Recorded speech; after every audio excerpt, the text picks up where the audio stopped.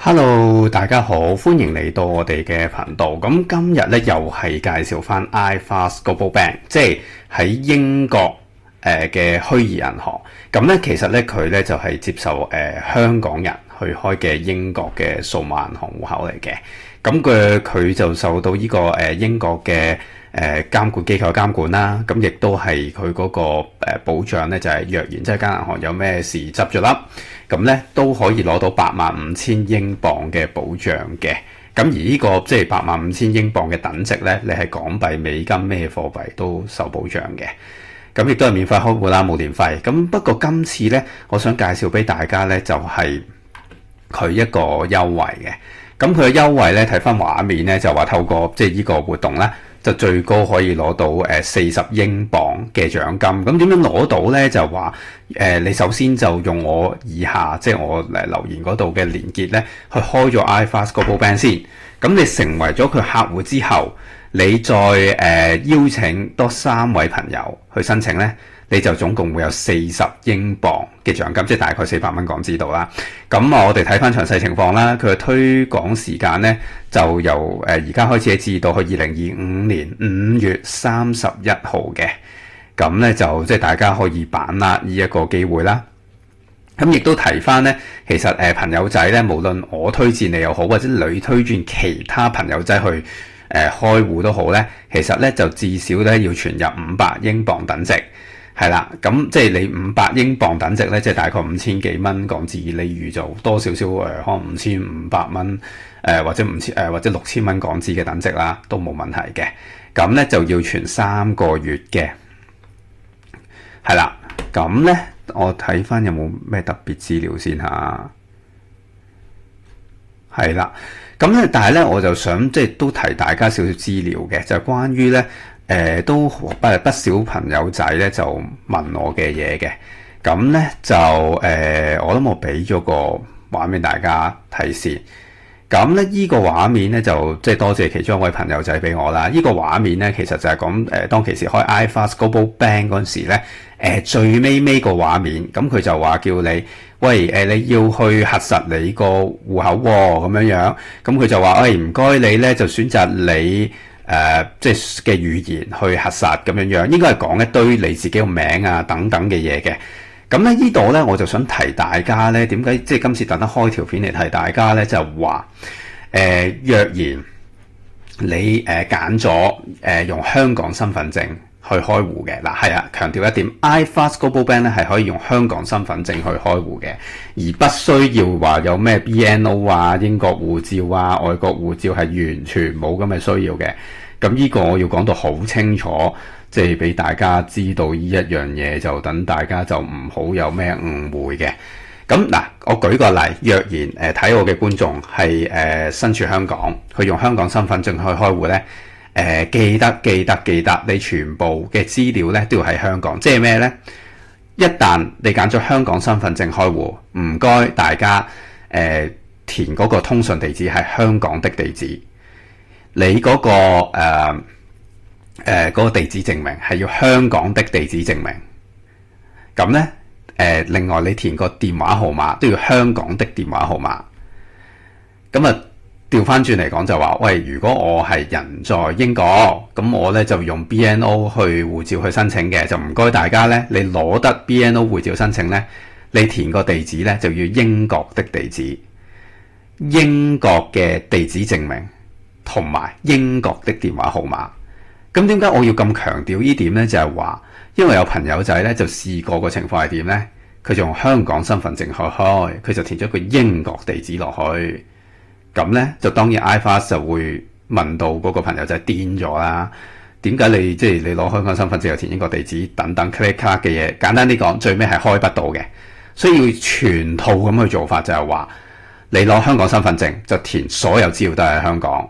佢問你喺邊，倒調你嚟打，你都要或者係香港。調翻轉，你攞 BNO 護照或者其他國家嘅護照，當你攞BNO 護照，你人在英國嘅，咁你所有成套嘢都係英國嘅資料，包括英國電話號碼、英國通訊地址。咁咧倒調你嚟打，你都係或者係英國，得唔得？呢度即係呢個要好清晰話俾大家聽，否則咧大家咧係有機會即係間銀行會拒絕你個開戶嘅，因為佢覺得你可能係講大話等等嘅嘢。好，咁啊重要嘅嘢講完，咁咧就睇翻我哋去第二方面就係睇翻嗰個iFAST Global Bank 個現金回贈嗰度，即係你推薦譬如我作為推薦人，我推薦咗你，咁你要即係要幾時擺錢入去咧？舉個例子，當今日係5月11號咁先算啦。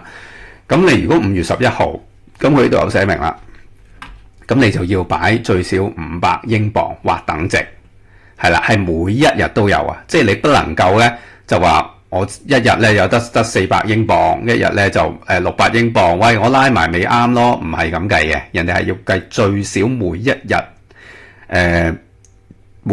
嘅結餘有500英鎊或以上嘅等值，得唔得？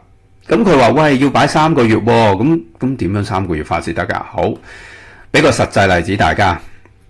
咁當今日係5月11號咁先算啦。嗱，睇翻5月11號，咁咧你擺錢嗰個時間咧，嗰個3個月去計咩咧？就係計6月1至到8月31號，睇唔睇到呢度？即係6月、7月、8月。咁即係你幾時先攞得錢啊？要係9月先攞得錢。咁佢個回贈時間係幾時咧？回贈時間就係2025年9月30號或以前。但係以我嘅經驗，我想提大家，你唔好教到咁撚水。即係點呢？雖然佢話你保留嗰個500英鎊或以上嘅等值擺3個月，就話哦，你由6月1擺到8月31咪得咯咁。但我建議大家咧就擺到咧9月30號穩陣啲，因為咧佢回咗錢俾你咧先為作準嘅，得唔得？呢度即係大家又係要好清晰嘅一樣嘢。好，咁講完 iFAST Global Bank 咧，咁我就想分享另外一個資料去俾大家睇嘅，係啦，呢個畫面。咁呢個係咩事咧？咁呢個咧其實就話說我有個朋友仔啦，咁佢就即係人去咗英國嗰度去旅行咁先算啦。咁咧，咁佢攞住張香港的信用卡，就人在英國消費，咁啊出現一個畫面。咁呢個畫面係咩咧？就話其實呢個人咧就係去日本嘅，係啦。咁佢就會出嚟個畫面就話：哦，你一係咧就俾日 yen 362 yen， 一係就係俾22.57。咁啊問題嚟啦，咁揀邊個貨幣咧？其實咧就好簡單嘅，你得一個選擇嘅啫。就係我唔理你揸日本咩國家信用卡都好。嗱，如果你揸香港銀行發出的信用卡嘅話咧，就唔該大家咧就唔使理你係咪香港銀行發出信用卡，你就要理你當時喺邊。譬如好似呢個例子，當時佢係嗰個人仔咧就喺日本嗰度旅行嘅，就唔該你揀翻日 yen 去結算，即係揀翻左邊 JPY 362嗰個，咁就得噶啦。咁點解咧？大家睇唔睇到咧？呢個畫面樓下寫住 including 4.8% markup。嗱，當其時我朋友咧就揀錯咗，佢揀咗港紙，咁就冇話死嘅，即係不過咧就佢要俾多 4.8% 嘅 markup。咁所以咧就極之唔抵，即係咧佢除咗2% 個外幣簽賬手續費之外，呢個收硬嚟㗎啦，再加多 4.8% 係咪好誇張先？咁所以咧就唔該大家咧，就你去揸住香港的信用卡，你去邊個國家旅行，你就簽翻當地貨幣。舉例，你當你去英國旅行，你咧就簽翻，你揀翻，如果有得揀啊，你佢嗰個信用卡機問你啊，你揀邊隻貨幣啊？你在英國旅行就揀英鎊，美國旅行就揀美金，日本旅行就揀日 yen， 就係咁簡單嘅啫。好。咁今次咧，我哋分享嚟到呢度。咁如果大家即係覺得呢條片有用咧，請 like、subscribe、share 我嘅影片啦，亦都請喺留言區嗰度留言，話翻俾我知你有咩意見啊，想睇啲咩嘅片。咁再次多謝大家嘅收聽或者收睇嘅。咁啊記得如果你要開 iFAST Global Bank 嘅話咧，就唔該大家咧喺我呢個資訊欄嗰度或者留言嗰度咧撳翻我條 referral link。